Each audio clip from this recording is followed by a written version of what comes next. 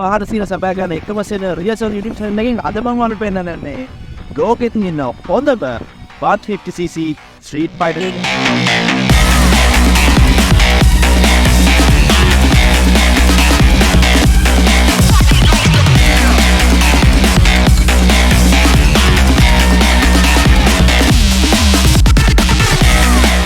මේ තියෙන Yamaha MT-09 එකේ 150cc variant එක MT-15 Yamaha එකෙන් MT කියන සන්නාමය අතර රිලීස් ගන්න ඒගොල්ලොන්ගේ Naked Sport series එක. එතකොට මේ MT කියන එකේ meaning එක තමයි Master of All. ඒකෙන් කියන්නේ මේ වල මේ බයික් එක ගත්තම කෙල් වලට ටෝක් කරන්න පුළුවන් වෙනවා කියන එක නෙමෙයි. ඒකෙන් කියන්නේ වියවර්තේ රජු කියන. මේ බයික් එකට ඒගොල්ලෝ 155cc single cylinder liquid cooled 4-stroke single overhead cam එකක් තියෙන engine එක.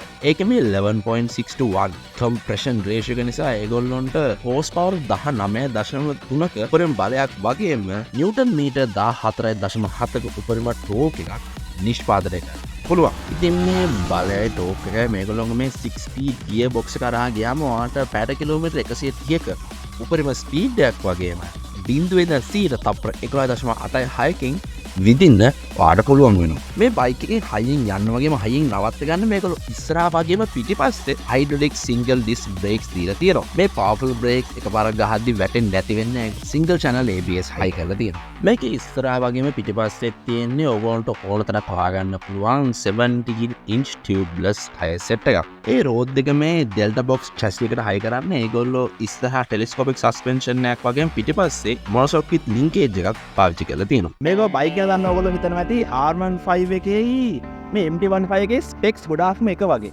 ඒකේම වෙන R15 එකේ MT15 එකේ තියෙන එකම platform එක. ඒ කියන්නේ එකම chassis එක, එකම engine එක, එකම suspension setup එක. ඒකනේ මේ setup එක පොඩ්ඩක් එහා මෙහා කරලා තමයි මේ වාහන දෙකේ riding experience එක වෙනස් කරන්නේ. ඒ basic මේ වාහන දෙකේම තියෙන්නේ එකම hardware components. එතකොට R15 එකේ තියදී ඇයි Yamaha එකේ MT15 එක රිසයිල් කරේ? ඒකුනේ මෙන්න මෙහෙම. Torakusu Yamaha 1887 පටන් ගත්ත Yamaha company එක 1955 motorcycle division එක පටන් ගන්නවා. එදා ඉඳන් Yamaha සහ Vehicle කියන එක වෙන් කරන්න බැරි වුණා. ඒගොල්ලෝ තන දිනාගත්තේ Yamaha එකෙන්. එදා ඉඳන් පොඩි CC motorcycling race කරලා. ඒකත් ඒගොල්ලෝගේ පළවෙනිම motorcycle එක වෙච්ච 125cc 2-stroke YE1 කියන model එකකින් race දිනලා. ඒ විතරක් නෙවෙයි. ජපානයේ ඇතුළේ ඉපදුන පළවෙනි fully fledged sport model motorcycle එක හැටියට සලකන්නේ Yamaha එකකින් YDS1 1992. Ducati Monster එක naked motorcycle කියන category එක හදුවත් එක්කම Yamaha එකෙන් naked bike එකක් හදන්න පටන් ගන්නවා. ඒකෙන් තමයි MT-01 එක ඒගොල්ලෝ ඉස්සලාම 1999 Tokyo Motor Show එකේදී දක්වලා 2005 ලෝන්ච් කරා.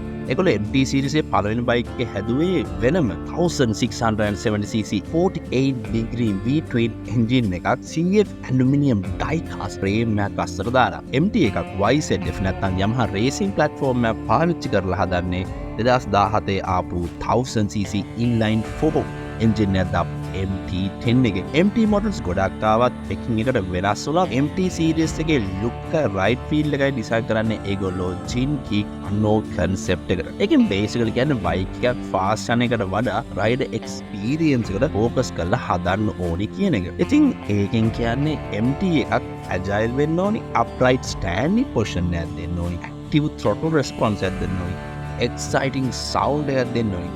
Overall fun experience එකක් වෙන්න ඕනේ. MT-15 එක බජට් එකක් නිසා මේ ඔක්කොම features නෑ. මොකද හරිනම් මේ R15 එකට වඩා මේකේ wheel base එක කොට එකක් වෙන්න ඕනි. මේකට වෙනම exhaust sound එකක් එන්න වෙනම exhaust muffler එකක් දෙන්න ඕනි. ඒ වුණත් MT experience එක බජට් එකට ගන්න MT-15 එක perfect. මේමයි. වන්නේ ආරාංගයි මෙයන්ගයි මරා කියවනේ. ඒත් මේ ඔක්කොම අංගන අපිට right feel එක වෙන්නේ. Only one way to find out. Sport bike එක එන්ජින් එකක් තිබ්බට මේකේ තියෙන්නේ ස්පෝර්ට් බයික් වල තියෙන attack stance එකක් නෙමෙයි. neutral stance එකක්. ඒක traffic එකේ practical, දුර යද්දි comfortable, straight එකක් බීට පාර clear වුණාම full throttle යද්දි ආරම පාර.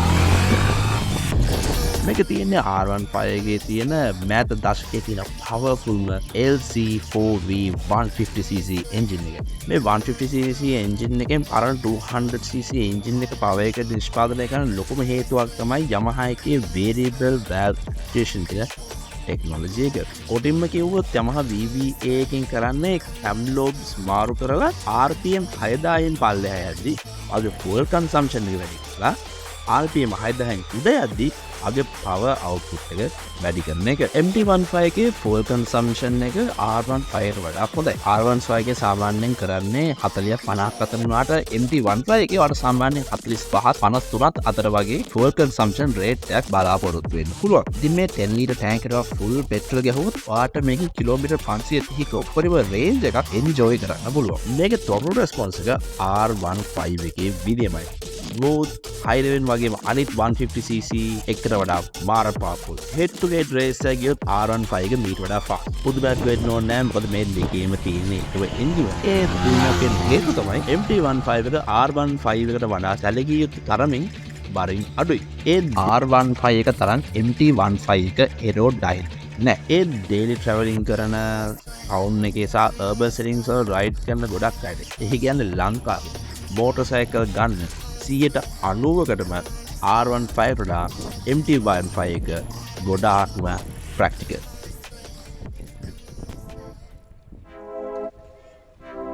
Yamaha එකෙන් MT15 එකේ රිඩිසයින් කරලා තියෙන මේ රයිඩින් ෆීල් එක විතරක් නෙමෙයි.